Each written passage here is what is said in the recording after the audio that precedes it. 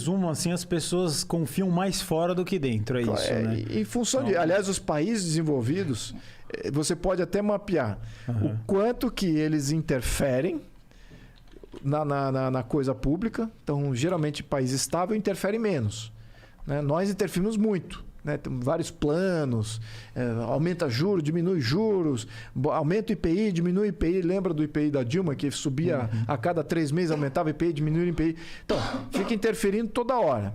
Então, país desenvolvido não tem essa interferência toda, não. E a outra coisa é que você não muda as regras do jogo a toda hora para beneficiar um partido político, um movimento político, nada disso. A coisa é estável durante várias gerações e você joga aquilo e se equaciona com aquilo. Então, isso te dá um pouco mais de segurança para saber para onde que vai estar o teu país daqui a 20, 30, quase 50 anos, 100 anos. Então, essa visibilidade e essa pouca interferência a gente ainda não tem. A gente tem pouca visibilidade e alta interferência. Isso é muito estável. E aí que você gera um medão geral em quem tem dinheiro. Aliás, eu diria que a maior parte dos bilionários brasileiros nem existe, nem é mais brasileiro. Já tem uma cidadania fora qualquer para proteger os seus bilhões. O que você vê de patrimônio deles aqui é uma parcelazinha pequena.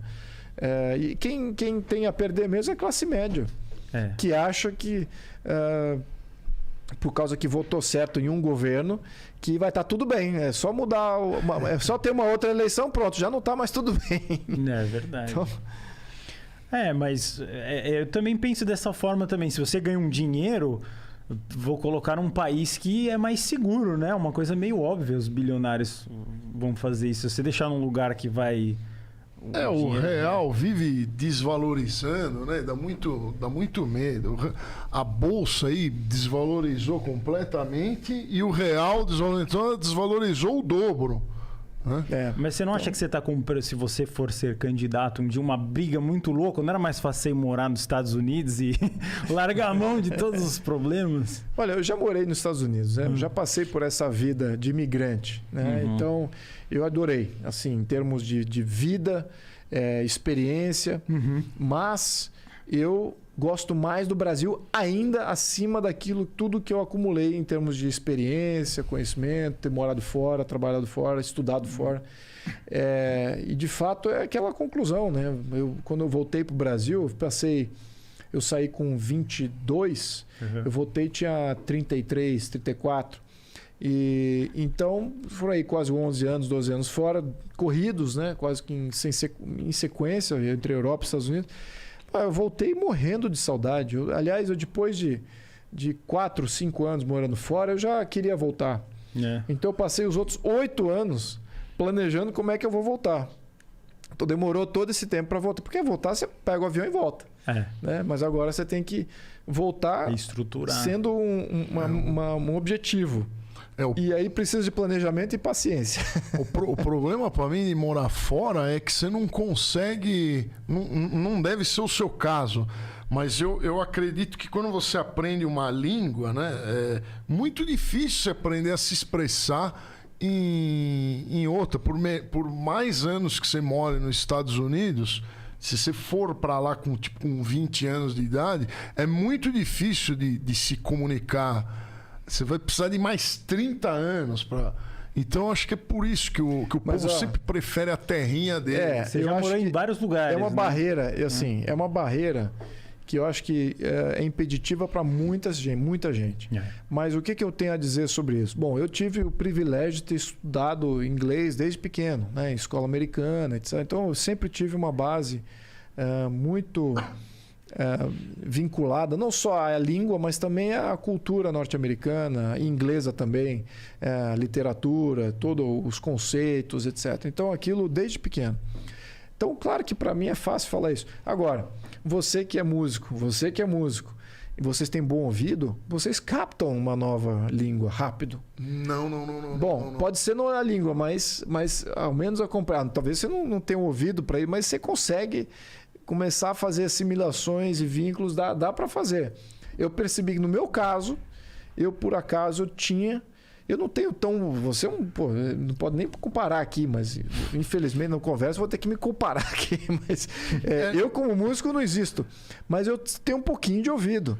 E eu percebia, em função de estar exposto a várias línguas, em casa mesmo, minha avó falava alemão e francês, havia o inglês já da televisão, outros que viajavam também, comecei a viajar cedo como criança. Eu começava a conectar. Era natural, né? Então a coisa começava a vir. Tinha também parentes italianos que vinham com acento carregado. Então você começa a perceber que, tem aqui toda uma abertura ali que dá para se fazer, não era impossível.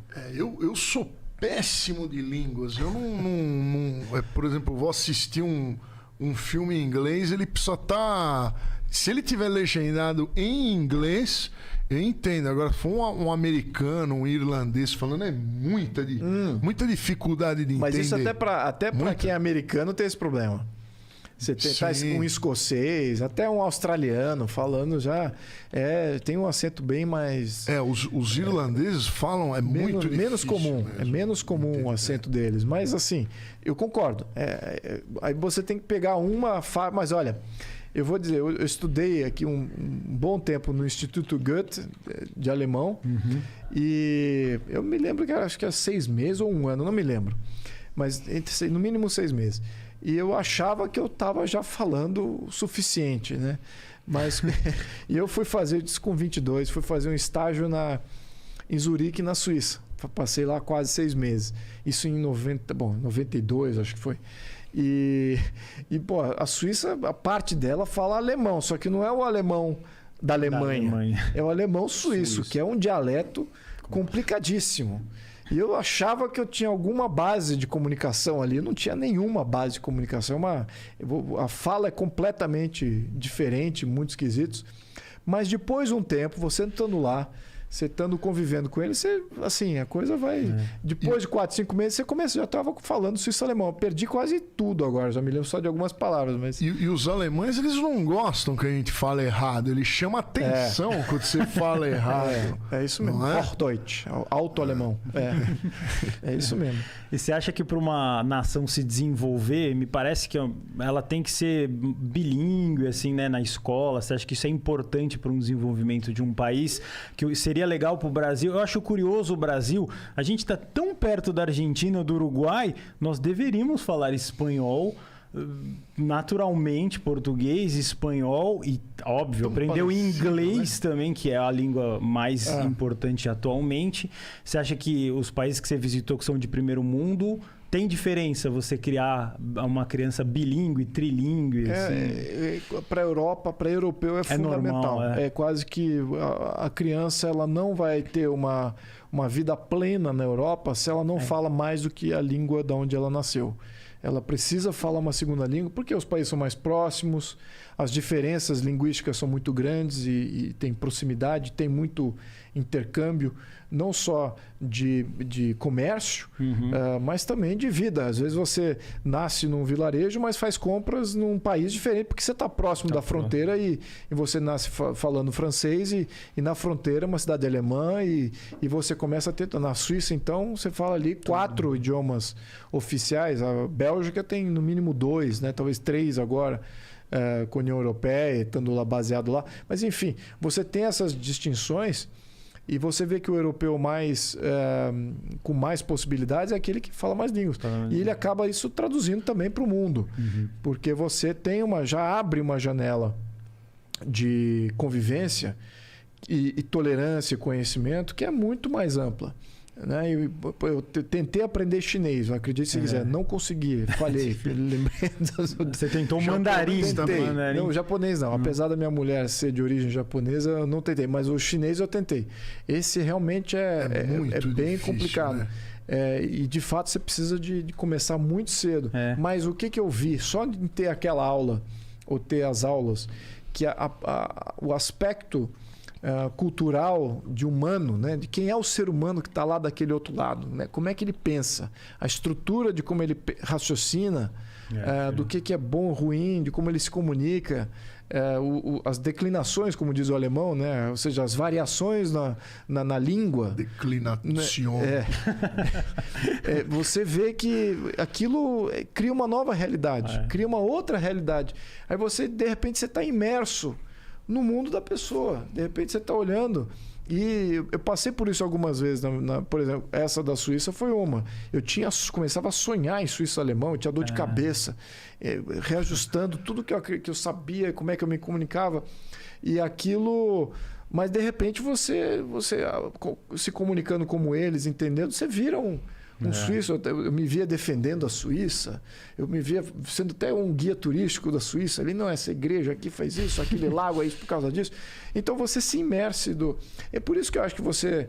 É uma questão de imigração, agora entrando em lei, né? Eu acho que você tem que falar a língua nativa do povo, para onde você está imigrando. Você tem que entender, né? Como é que é a raiz dele, a literatura dele, como é que eles enterram seus mortos, quais são os rituais de vida do ser humano ali. Eu acho que isso é fundamental para você não virar um Hitler da vida, ou um Stalin, que eram extremamente provincianos, colocados numa posição de poder, eles vão agir de maneira provinciana, com poder absoluto. Então, isso eu acho que é bom para a pessoa, para todo ser humano, de se tornar um pouco mais aberto, né? Isso, de certa maneira, condiciona como você vê o mundo. E os governos, como eles são separados das pessoas. Por isso que eu acho que a China, por exemplo... Estou falando demais aqui, tá? Não fala. Você que... a gente você aqui se engatou aqui uma de morar fora, tem bastante conteúdo. Não, mas é bem legal.